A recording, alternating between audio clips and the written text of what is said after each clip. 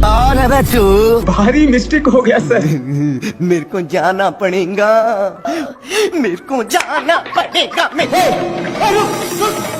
सुअर अपने brand house में चला जाता है, लेकिन शेर का गोल सुअर को उठा उठाकर पटकने का था, इसलिए शेर हाउस में घुसकर बाहर निकलता है। फिर इसको कुछ पता नहीं चल रहा था, तभी इसको कुछ शंका होता है, इसलिए बार बार धरती को फाड़ने में लग जाता है। तब जाकर अब शेर उसके लिए बहुत मेहनत करता है, लेकिन घंटा नहीं पकड़ पाता और थक कर मैया मैया कर रहा था। लेकिन शेर को कुछ समझ में नहीं आ रहा था कि तभी इसको कुछ होने का संकेत मिलता है और बिट भर के दरवाजे को खोलने की कोशिश करता है, लेकिन एक खुलने का नाम ही नहीं ले रहा था। इसके हलचल सुनकर सुअर बाहर निकल जाता है और अपना काम बनाकर जैसे ही जाता है, हे प्रभु,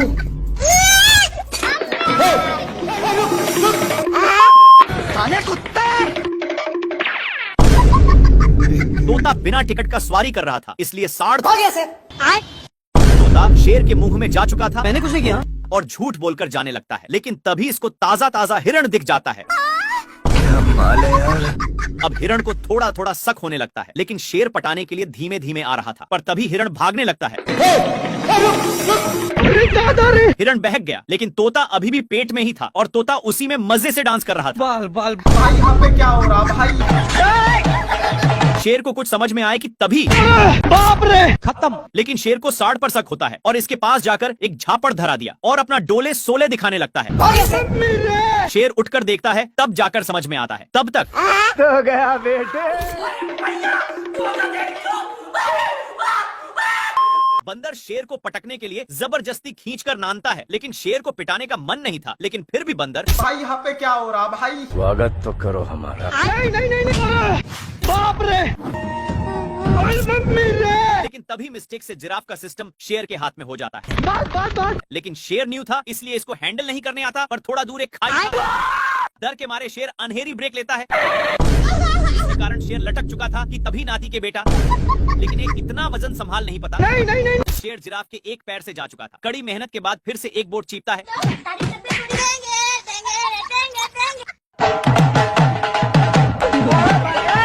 सुअर अपने माल से बहुत सारे कीड़े पटा लिया है, इसलिए ये अपने पिछवाड़ा खजुलाने के चक्कर में शेर के पास बहुत गया। कौन है बे तू? भारी मिस्टेक हो गया सर। लेकिन शेर को भी बहुत खुजली होने लगता है, जिससे साला मुझे चूना लगा रहा था। इसको दौड़ते दौड़ते एक बड़े रेगिस्तान में नान देता है, पर एक गर्दा उड़ाते जा रहा था, जिससे शेर को खांसी होने लगा है। तभी इसको कुछ खुजलाने की महसूस होता है, फिर जाकर देखा। तब तक एक काम बनाकर जा रहा था, लेकिन शेर को मौका मिलता। अब शेर को भी खुजली होने लगा था, इसलिए जैसे ही एक खुजलाता है तो वैसे शेर को भी बहुत खुजली होने लगी। पर ये सब देखकर सुअर को रहा नहीं जाता और इसके पास आकर शेर का हाथ पटाने लगा। एक सेकंड, क्या माल है यार। शेर इधर उधर देख लिया कि कोई है तो नहीं और अपने पापा जी का अंडा समझकर तोड़ फोड़ करने लगता है, लेकिन ये अंडा मगरमच्छ छंटी की थी। तभी उसमें से मंगर का बच्चा निकल जाता है और निकलते ही शेर पर ही अटैक कर देता है। शेर कितना भी छुड़ाने का कोशिश करता, लेकिन बच्चा तनिक भी छोड़ने का नाम नहीं लेता है। एक बार शेर बच्चा को छुड़ाने के लिए अपना पूरा बल लगा देता है, लेकिन इतना बच्चा में पावर नहीं थी कि संभाल पाए, इसलिए दोनों अलग हो गए और इस पर शेर बहुत ही खुश होता है। लेकिन बच्चा पूंछ को बहुत जोर से पकड़ा हुआ था। इनको भागते हुए एक लोमड़ा देखकर हंस रहा था, लेकिन बच्चे के चलते शेर को पिछवाड़े में बहुत दर्द होता है, इसीलिए शेर अपना पिछवाड़ा भी रगड़ता है, लेकिन फिर भी छोड़ने का नाम नहीं लेता है। तो शेर आग भी जाकर सेकने लगा, लेकिन इसको घंटा भी फर्क नहीं पड़ रहा था। शेर सोचता है कि काम हो गया। फिर शेर जल्दी से भागकर आराम के लिए पानी में अपनी पूंछ डुबोता है और पीछे मुड़कर देखा तो अभी भी साला नहीं छोड़ा था, लेकिन इसको देखकर इसकी माँ का। शेर अपनी माल के चक्कर में मैच देखने में था कि तब तक बच्चा फिर से पूंछ को पकड़ चुका था। तभी शेर के माइंड में खुफिया आइडिया आता है और इसकी भी पूंछ को पकड़ता है, तब जाकर छोड़ता है। फिर से पूंछ को पकड़ लेता है, जिसको देखकर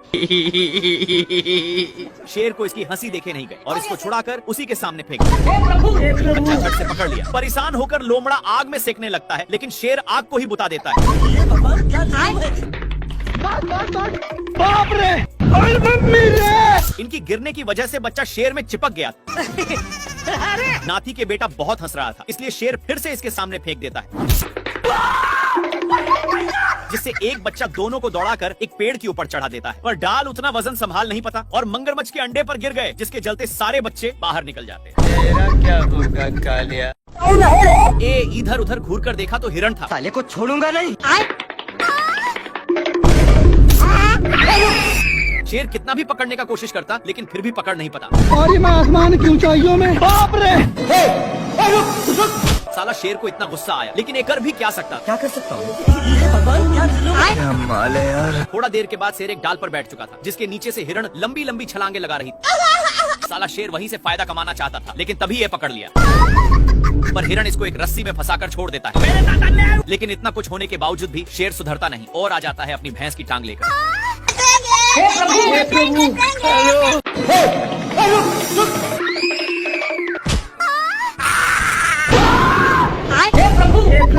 हे हरि राम कृष्ण जगन्नाथ प्रेमानंद। शेर को थॉर की शक्ति मिल चुकी थी, पर इसकी शक्ति कभी अगवाड़ा से निकलती तो कभी पिछवाड़ा से। खत्म। तभी इसका ध्यान उसी हिरण पर जाता है और वहीं पर शक्ति का इस्तेमाल कर रहा था, लेकिन इससे हिरण को घंटा कुछ फर्क नहीं पड़ रहा था। मेरे को जाना पड़ेगा।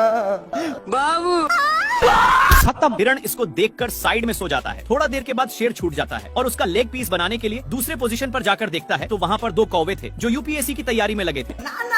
खैर शेर इन दोनों पर अपना टाइम बर्बाद नहीं करना चाहता और लकड़ी को ही अपनी वाली दूरबीन बना लिया और हिरण पर फिक्स करके क्या माल है यार। पर यहाँ पर भी बहक जाता है। गली गली तेरी लाज जली। थोड़ा देर के बाद शेर हिरण को करेक्ट निशाना पर लेकर अपना स्टाइल मारता है।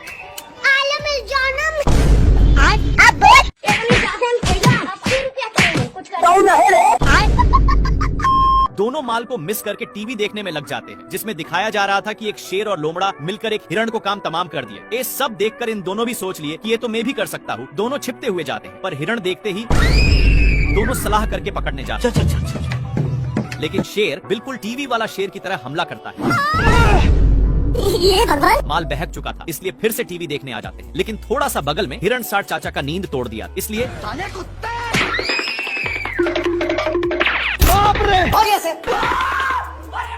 पीटने के बाद भी टीवी साथ में ही था, लेकिन इन लोग टीवी देखने के चक्कर में हे प्रभु दोनों एक पत्थर पर गिरते हैं, लेकिन टीवी इनके सिर में गिरा हुआ था, इसलिए जंगल के सारे जानवर मुफ्त में तमाशा देखने आने लगे। ये सब क्या देखना पड़ रहा है? अच्छा है मैं अंधा हूँ।